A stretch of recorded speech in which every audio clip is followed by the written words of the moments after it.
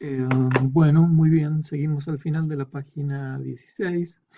Luego de leer esa frase de Platón, hay otras en el texto que ustedes pueden ir viendo, deben ir leyéndolas todas, pero esta en especial deja claro que Platón parece centrarse, según Schaeffer, en el tipo de objeto y de él depende si la mímesis es correcta o no.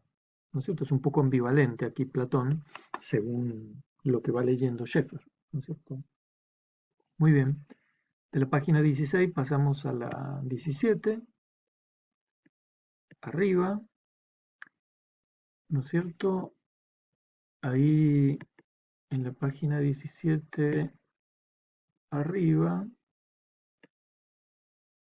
eh, vuelve Schaeffer sobre lo que había mencionado previamente de la función de la mentira, ¿no es cierto? Ustedes se dirán, bueno, ¿qué tiene que ver acá la mentira con la ficción? Bueno, la está identificando en el sentido de que se trata de un discurso falso. Entonces, aquel que elabora una mentira está elaborando un cuento sobre algo que no existe, al igual que el escritor de ficción. Claro que aquí, a diferencia de la ficción, la mentira es un cuento que solo el que lo produce sabe que es un cuento, no el que lo recibe, ¿no es cierto? El que aquí es fundamental la distinción que ustedes la tengan en cuenta, ¿no es cierto? Nadie les puede mentir a ustedes sobre algo que ustedes saben que es ficción, ¿no es cierto? Sino que justamente les está armando una historia sobre la existencia de algo y ustedes no lo saben y lo está haciendo para sacar provecho de ustedes y cuando ustedes se dan cuenta de que eso no era así, dicen, esta persona me mintió. Entonces él justifica este uso de la apariencia, ¿no es cierto? Y me gustaría que ustedes leyeran ahí cuál es la función que él le atribuye. No es nada complicado en el texto. Muy bien, se va haciendo claro aquí, estoy en la página 17, ¿no es cierto? Que la mentira tiene una función de fármaco. Está aquí indicado en la nota a pie de página, remedio o fármaco, que yo he hecho mano de la mentira para solucionar determinados problemas. En ese sentido, él le ve una utilidad en la ciudad, una utilidad pública, ¿no es cierto? Muy bien. Pasamos ahora a la página 18. Aquí, ¿no es cierto? Ustedes tienen que tener en cuenta que Schaeffer está haciendo una lectura crítica de los textos de Platón. Entonces lo que está señalando es que Platón no es muy conciso respecto de las distinciones y que a él le parece importante hacer algunas distinciones entre las cuales, bueno, y que él las lleva adelante a través de la presentación de problemas. Entonces ustedes tienen acá arriba esta primera etapa del análisis, estoy leyendo acá arriba, página 18. Esta primera etapa del análisis platónico es al menos tan interesante por sus omisiones y por las distorsiones que ejerce sobre la realidad de la relación mimética como por la tesis que asume explícitamente. Me limitaré a indicar dos problemas que toda tentativa de comprensión de las actividades miméticas debe tener en cuenta, pero que la polémica platónica bien presenta bajo una luz unilateral, bien ignora completamente, ¿no es cierto? ¿Cuáles son? A primera vista, ¿no es cierto? Lo que Schaeffer denomina el efecto de contagio o efecto de arrastre. Esto está mencionado por Platón, pero de manera difusa, y por eso, les adelanto, al final de la página 19, él va a llamar a la reflexión y a la distinción, Schaeffer, entre inmersión y arrastre, que no es lo mismo inmersión que arrastre. Y hasta donde yo entiendo, Schaeffer critica de que Platón eh, pasa por encima de esta distinción, no la tiene en cuenta y a él le parece importantísimo no confundir inmersión con arrastre. Entonces, volviendo a la página 18, él señala acá, ¿no es cierto?, que el efecto de arrastre o de contagio sería el efecto negativo contra el cual se posiciona Platón, ¿no es cierto? Acá lo pone con una suerte de fórmula. Se supone que el hecho de imitar, acá estoy, ¿no? Siempre en la página 18. Dice, se supone que el hecho de imitar X es lo que puede inducir a hacer X. ¿Está bien? Fíjense qué interesante cómo está esto presente en los seres humanos, que cuando uno imita algo, ¿no es cierto?, termina siendo inducido a hacerlo, ¿no? Eh, es como si un actor, después de mucho interpretar a un soldado, terminara convirtiéndose en un soldado. De hecho, tengo entendido de que hay actores que pasan por este problema. Hay una película muy interesante que después les voy a recomendar, eh, que se llama Birdman, El hombre pájaro, Birdman, una película del año 2019, de un actor de cine que es perseguido por su personaje, ha interpretado muchos años a un superhéroe que no existe en realidad, y, y como si hubiera interpretado a Superman. Entonces el resto de su vida el personaje se lo encuentra el personaje lo interpela y, y le pide que vuelva a ser el personaje. Es interesante. Bien, entonces lo que dice acá es importante porque este efecto de contagio o de arrastre parece que, según Schaeffer, en Platón pasa por encima de distinciones que para él son importantes, como es si se trata del público, si se trata del que interpreta, de quién se trata. Entonces él dice, Schaeffer, que es importante tener en cuenta para este análisis tres polos que están implícitos en esto que se llamaría el efecto de contagio o arrastre. Estos tres polos los presenta aquí al final, siempre en la página 18. Él dice así: tal vez podríamos ir más lejos y plantear tres polos implícitos.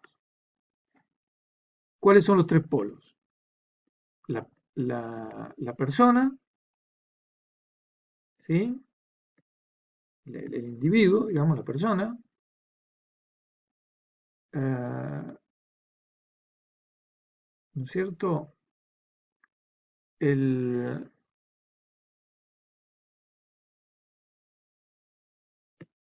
el segundo es el, el actor, ¿no? Una persona, un actor, y el tercero es el público. Entonces, yo ahí en el cuestionario les pido que ustedes hagan las distinciones y lo marquen bien, ahora lo menciono de manera rápida, ¿no es cierto? En el efecto de arrastre, ¿no es cierto? Fíjense, la persona que imita lúdicamente para su propio beneficio o su propia pérdida y el de sus compañeros de juego. ¿Está bien?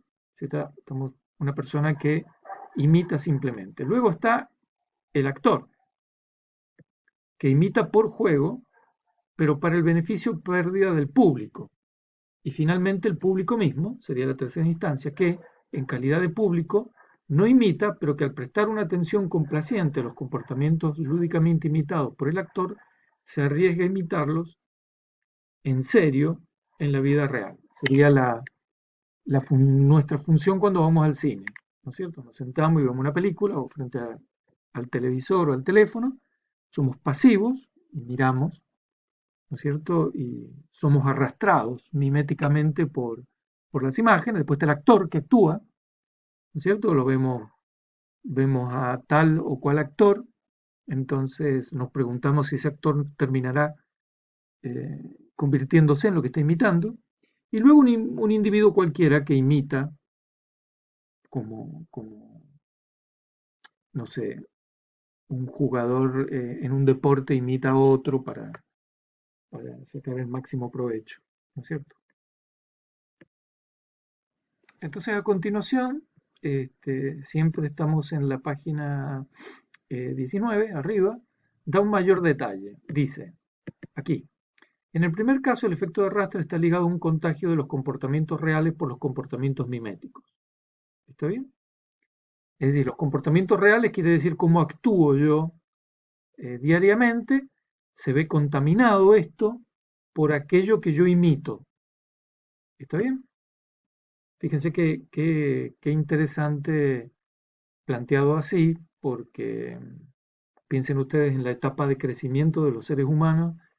Si no les parece a ustedes que hasta cierto punto los seres humanos aprenden con un efecto de arrastre, ¿no? El niño que uno le enseña a jugar a algo, que le enseña a hablar. ¿Mm? Luego dice en el segundo, acá, el actor, lo que está en cuestión es más bien la capacidad de manipulación del público por el actor. Fíjense qué interesante esto, ¿no? La manipulación del público por el actor. ¿Mm? Es decir, que el actor, ¿han visto cuando ustedes dicen por ahí qué buen actor o qué mal actor? ¿No es cierto? Un actor, por ejemplo, que tiene que interpretar un papel trágico, si no lo hace bien nos va a dar risa, ¿no es cierto? No convence a nadie el actor. Y hay otros actores que parecen estar sufriendo de verdad, es decir, logran imitar de tal modo que son eh, altamente convincentes, ¿no? Bueno, eso lo refiere acá con la palabra manipulación, que es un tema que voy a desarrollar estoy desarrollando en la mención. El año próximo, coronavirus mediante, pueden ustedes, si eligen mi mención, podemos analizar este tema de la manipulación. Pero acá está hablando del actor, ¿no es cierto?, que manipula el público, ¿no es cierto? Porque el actor, a diferencia de la persona, no está eh, imitando como una persona, sino que está imitando como actor para un público, ¿no es cierto? Está pretendiendo para un público. Aunque dice acá, la cuestión de saber en qué medida el manipulador se arriesga a manipularse a sí mismo no puede ser excluida, ¿no es cierto? Claro, porque si bien es actor, también es persona, ¿no? Como nos muestra la historia del lobo, que se imita a sí mismo. En el tercer caso, el público, el efecto de arrastre reside de nuevo en el contagio de los comportamientos reales por los comportamientos miméticos. Pero contrariamente a lo que ocurre en el primer caso, ya no estamos ante una autoformación de hábitos comportamentales, sino ante un efecto de modelización. En el caso del público, donde están los individuos, las personas, y está el actor, ¿no es cierto? Es como un esquema completo, ¿no? Así lo entiendo yo, y le llama esto efecto de modelización. Es muy interesante que lo llame así, ¿no es cierto? Efecto de modelización, sobre todo la importancia que va a tener esto para el ramo filosofía de la ciencia más adelante, cuando nos vayamos para el lado de modelización en ciencia, ¿no? Fíjense el modelo aquí, eh, cómo lo presenta con una fórmula que me interesa que retengan. La fórmula empieza ahí y termina allá abajo. Toda esa es la fórmula. La vamos a leer. El jugador que finge hacer X refuerza su disposición a hacer realmente X, pues, a consecuencia de la ineficacia postulada de la frontera entre lo lúdico y lo serio, fingir que se hace X tiene prácticamente el mismo efecto que hacer X. ¿Se dan cuenta? Es decir, el, el, la postulación que está a la base aquí es la ineficacia postulada de la frontera entre lo lúdico y lo serio, ¿no es cierto? Es decir, un individuo X se sumerge en una práctica de imitación y ya después no sabe eh, qué distinción hay entre ser él mismo como era cotidianamente y ser lo que estaba imitando. Ya no conoce la frontera, entonces queda absorto en esto que imitó, ¿no es cierto? En cambio, sigue la misma fórmula. El público que contempla al actor que finge hacer X toma ejemplo de esa acción para sus propias acciones serias futuras. Una vez más, porque se supone que la frontera entre ficción y realidad es permeable al efecto de contagio. En la argumentación platónica, estos diferentes efectos nunca quedan distinguidos claramente, lo cual parece significar que para él obedecen todos a la misma lógica. Bueno,